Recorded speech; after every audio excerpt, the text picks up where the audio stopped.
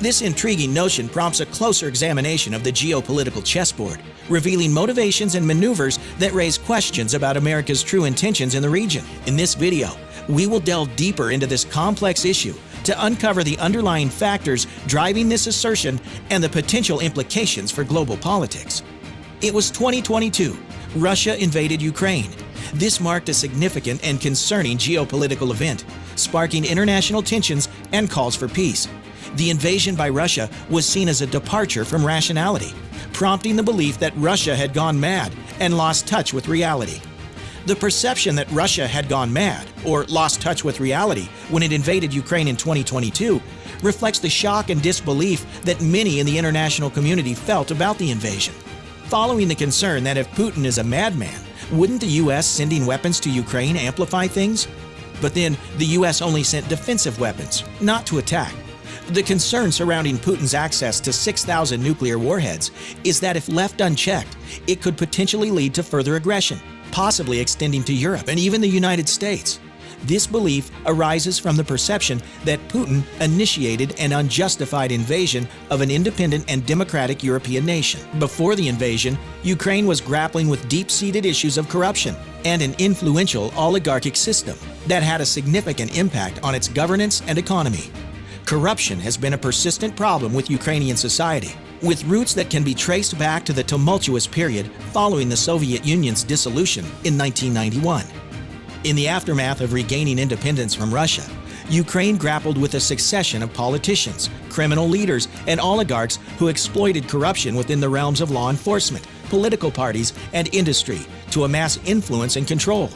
Over time, mounting public discontent with this entrenched corruption played a pivotal role in catalyzing the Euromaidan uprising. It has been established that the U.S. doesn't want the war to end. To understand what's happening in Ukraine, let's go back to the Ukraine 2004 presidential election. Before we dive deeper, make sure to hit that like button and subscribe to this channel for more incredible life-changing content. Now, let's move on. Ukraine's 2004 presidential election, held on October 31st, November 21st, and December 26th, marked its fourth since gaining independence from the Soviet Union.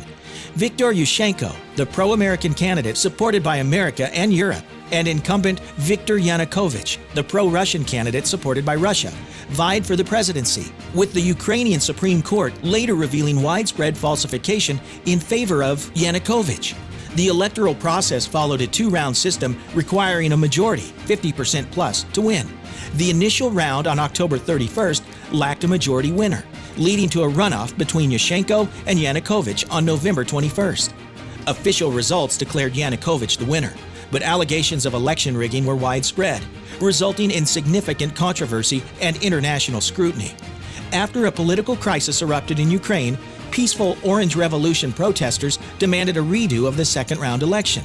The Ukrainian Supreme Court invalidated the initial runoff results, prompting a rerun ballot on December 26th. Viktor Yushchenko emerged victorious with 52% of the vote, defeating Yanukovych's 44%. Western observers deemed the rerun more equitable than the previous ballots. The election of a president supported by America and Europe began the underlying war before it escalated in 2022. Russia sought to maintain influence and control over Ukraine, which had historically been part of the Soviet Union. The annexation of Crimea in 2014 was an early indication of this ambition. Ukraine possesses valuable resources, including fertile agricultural land and access to the Black Sea, which is strategically important for trade and military purposes. Ukraine's aspirations to join Western institutions like NATO and the European Union were viewed with concern by Russia, as it saw this as a threat to its sphere of influence. Russia saw the need to conquer Ukraine before it lost its influence. Russian President Vladimir Putin regards the Ukraine conflict as a matter of Russia's national interest, seeking to reclaim historically connected territory. He characterizes it as a local issue, not warranting international involvement. Conversely, the U.S. and NATO perceive Russia's invasion as a serious breach of global order, constituting aggression between sovereign states. President Biden asserts an obligation to protect this order, much like the response to Iraq's invasion of Kuwait in 1990. This stark divergence in perspectives underscores the deep-seated tensions in the international arena. Putin, however, places blame on the U.S. and its allies for transforming the Ukraine conflict into a global confrontation.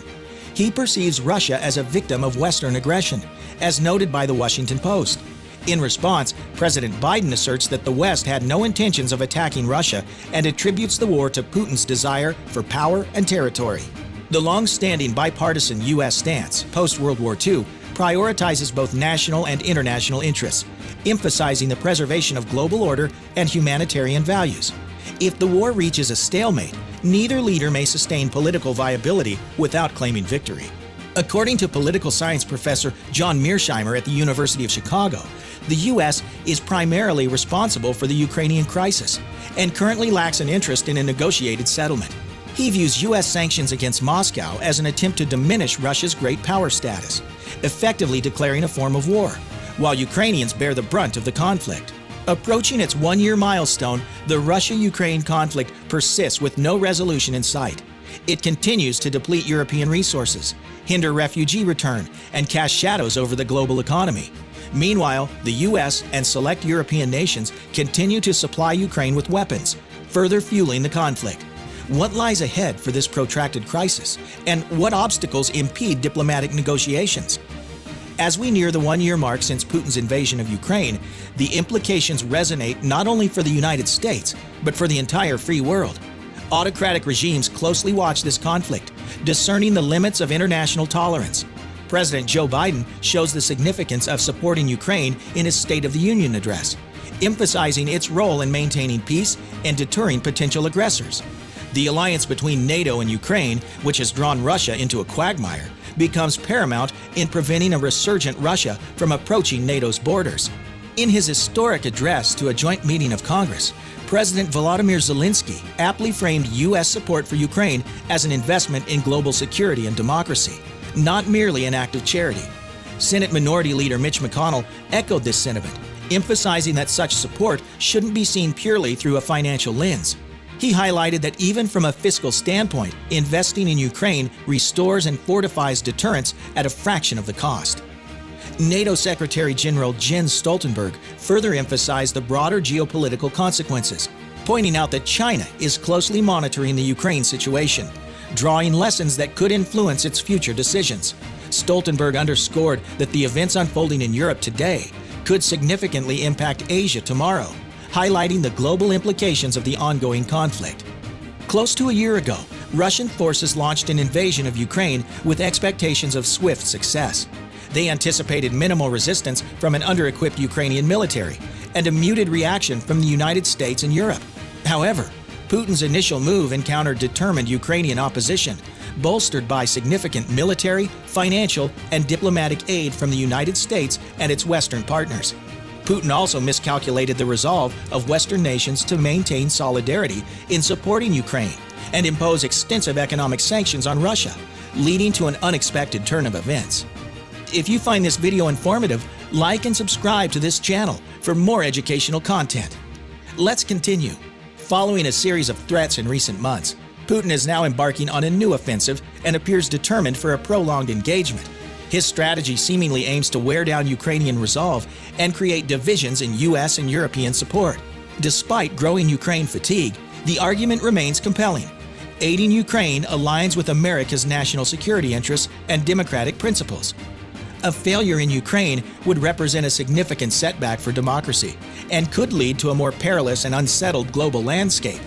It might embolden Russian aggression towards other democratic neighbors, pose a threat to European allies, and potentially encourage China to take action against Taiwan. The stakes are undeniably high. Washington has appropriately dedicated significant leadership efforts to obtaining military assistance for Ukraine. However, ensuring the establishment of a stable democratic Ukraine that can effectively deter future Russian aggression demands a comprehensive non-military strategy. The United States should give precedence to the following actions: imposing more significant economic penalties on Russia, enhancing Ukraine's political and economic resilience in both the short and long term, and fostering increased alignment within the transatlantic alliance to collectively confront challenges posed by Russia and China. Several countries have prioritized their national interests over the U.S.'s calls for isolating and sanctioning Russia. Israel and Turkey have refrained from publicly condemning Russia, aiming to protect tangible benefits and explore mediation roles between Kiev and Moscow. Meanwhile, India remains committed to its economic relations with Russia, seizing the opportunity presented by discounted prices to double its 2021 Russian oil purchases since the invasion.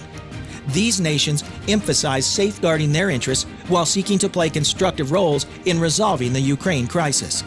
These nations argue that global efforts should prioritize advancing a negotiated resolution in Ukraine, rather than using the conflict to isolate or weaken Russia.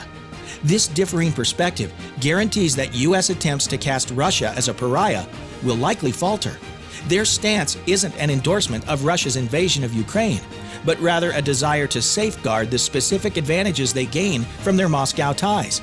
Moreover, they hold that public condemnation of Russia won't contribute to ending the Ukrainian conflict. In Western eyes, the refusal of these nations to take a clear stance, condemn Russia, stand firmly with Ukraine, and impose sanctions is often viewed as morally questionable and strategically short-sighted. The United States has occasionally resorted to not-so-subtle warnings to express its discontent. During a visit to India, Dalip Singh, President Joe Biden's Deputy National Security Advisor for International Economics, cautioned that countries undermining U.S. sanctions against Moscow might face economic consequences. Regardless, these warnings and admonishments have largely gone unheeded in many nations, reflecting a reluctance to provoke Russia. The ongoing conflict in Ukraine has complex dynamics and geopolitical considerations. While it's suggested that the U.S. doesn't want the war to end, it's essential to know that the situation is multifaceted, with various perspectives and interests at play. Understanding these complexities is crucial to making informed judgments about the ongoing crisis and its implications for global politics. If you found this video helpful, don't forget to like and subscribe for more informative content.